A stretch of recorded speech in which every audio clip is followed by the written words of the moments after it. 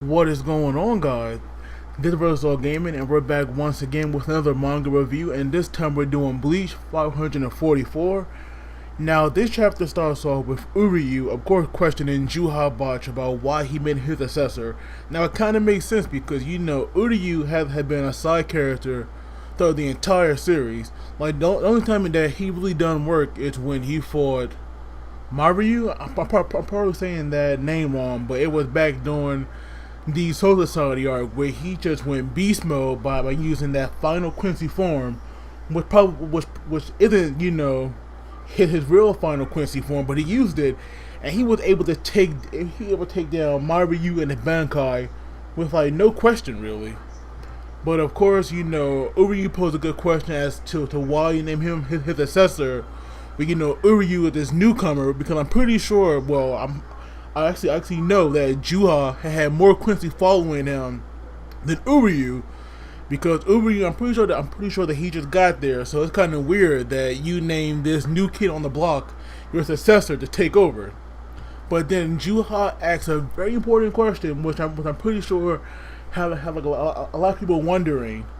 He says, "Uryu, why are you still alive right now?" Because it makes you wonder. Because not 9 years ago, Juha had killed every half Quincy out there. So of course Uryu is not really half Quincy though, because his father is full Quincy and his mother was half Quincy. So his mother died and yet Uryu lived. Now I don't mean to compare this Dragon Ball Z, but it is kind of like Dragon Ball Z at the same time. Because think about this: Goku is a full Saiyan and Chi-Chi was a human, and they had a half Saiyan, half human son, Gohan. Now, Gohan power back in the Cell Saga surpassed Goku when he went Super Saiyan 2. Now, I'm not saying Uryu is going to become a Super Quincy, but I'm pretty sure that he's going to become something that can definitely be called a Super Quincy. So basically, he has the power that's like locked away inside of him that Juha wants to bring out, that would like push him beyond everybody else. Now, will he be stronger than Juha? I doubt it. If Juha dies though, then I definitely think that Uryu is definitely going to take over. But that really depends on if the Quincies will be good, or will be evil, or will Uryu want to make them good? Because Uryu and Ichigo are friends, and with Ichigo now sticking with Soul Society and getting his full powers, and with Uryu now going to get stronger powers thanks to Juha with whatever he's planning. I'm pretty sure these two are going to butt heads in the future, but I'm pretty sure that one of them are definitely not going to die. I'm pretty sure they won't kill each other, but I definitely see a battle going down between them. But I'm wondering though, if Uryu fights Ichigo, now that they both have their new powers, who's going to fight Juha?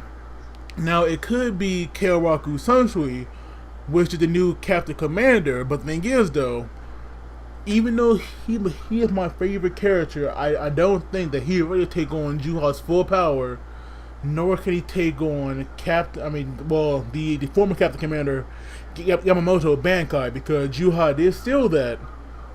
But I am wondering what Quincy's going to do with these powers. But of course, Ishida realizes that something's going on. Like, he knows something is not right, but still, he's going to stick with Juha. And I cannot wait to see what's going to happen with that character. So next we go to the other Quincy's. I believe it's called Vander. Well, you know what? I don't even know how to say that, and I don't want to butcher the name too much, so forgive me, guys. But we cut to a page where we see, I believe her name is Babita Batterby. I have no idea how to say her name, but I'll just call her BB because her name first letters are BB, so I'll just call her BB. But she actually picked somebody to come to her room, and you think that from his dialogue and how happy he looks, that they actually gonna get it on. But then when you go to the bottom of the page, this guy get cut in half, and it's so freaking creepy because then on the next page you see a body falling to the ground, but she has her top open, but of course she's gonna close it up. So I'm kind of wondering what the hell is the girl into.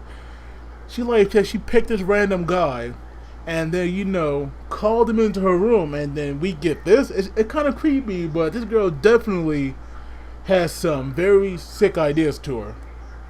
But then, of course, there are fellow Quincy. I'm guessing they're all high ranks as well because they actually have letters. But at the same time, I feel like they're also her subordinates.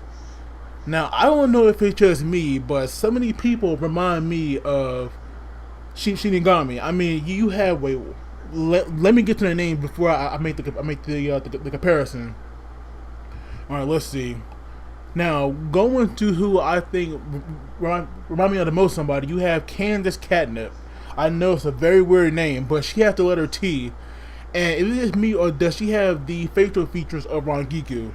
Now, don't get me wrong, I said the facial features, not the body of Rangiku, but the facial features. I mean, I see a little bit, but there are like definitely some things to Catnip that really like doesn't fully compare her to Rangiku, but I still see it in there. And then we have letter P, which I don't even know how to pronounce, so I should refer to her last name, which is McAllen. I'm probably saying that wrong, but I definitely see Orihime in her character. I see that. And then we have letter G, which is Lil Toto. I'm probably saying that so wrong, so forgive me, guys. These names are so weird, and I'm not really best at pronouncing them like that. And then we have the final one, which is letter Z. So either she's the weakest, or you never know, because from the Espadas, everybody thought that Yami was the weakest because he was 10, but it turned out to be that he was the strongest because he was 0. But I still kind of doubt that, because to me, I'm pretty sure that Stark could wreck Yami any day of the week. So I'm not going to say that. Well, I'm not going to assume that letter Z is the weakest, but I definitely think that everybody should keep an eye on her, because she like definitely surprise everybody at like later on in the series when she do some fighting. But of course, BB gets like fed up with all that talking, and she actually let out an attack. Now, of course, it doesn't hit anybody, but you can see that she left a hole in the wall, and of course it's steaming, so they all turn their attention to her. So that right there tells me that I'm pretty sure they all respect her, but for her to get their attention sometime, she has to like display her power. Now, to me, it kind of seemed like that she's kind of like the Haribel in the group, because we all know that Haribel supporters argued all the time among each other, and these people seem just like that.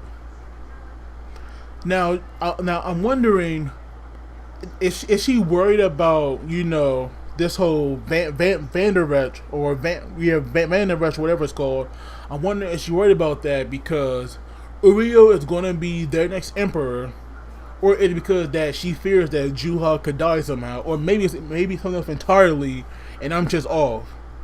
Now, of course, we get Hashwald, and I would think if anybody's going to become the next king, I think it'll be him, because it seems like that he followed directly under Juha, and he could basically order anybody else, so it makes sense for him to be the next king. But it's then that Hashwald just proves how superior he is over everybody else, because he realized by not getting upset and thinking clearly, he can see what Juha did, because Juha basically started all this chaos within the Quincy on purpose.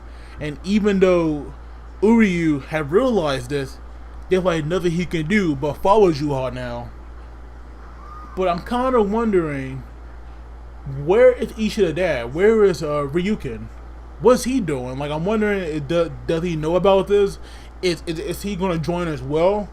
Well, actually, he actually might fight against the other Quincies to get his son back, but Ryukin had never been that kind of father. So I kind of doubt that this late in the series, he might pull that character switch around and act so caring now, because he's always been cold, especially to Uryu. I'm not sure why that is. I'm not sure if wanted him to be tough, so he acted at that tough father role. I'm not sure how he went with that, but you never know. So of course now I'm wondering, what is Hashwald going to do? Is he really going just sit in the back and let all this happen, or maybe he'll plan something? Well, I'm pretty sure Hashwald. I wouldn't say that the Hashwald is gonna betray Juha, but I'm pretty sure that he'll do something to make sure that he'll be the next king and not Uryu.